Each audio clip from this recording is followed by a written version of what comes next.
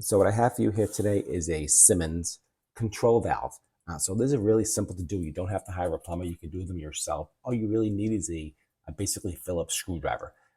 It's really simple. It's 2 screws to mount it, 1 screw to install the actual control valve itself. This is to control the water, and really easy.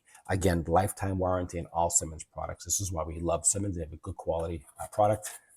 Back in the packaging gives you some basic instructions. It's basically take off the old, put on the new, and that's all you have to do. You don't have to hire a plumber. You don't have to spend thousands of dollars. You can do it yourself. So don't be afraid and don't be intimidated if you see this, because it's really super easy. Again, basically you take off this screw, you take off the plate, and then you'll see 2 screws under here. And that's where your screws are. This will pop right off. Just be careful of the tabs.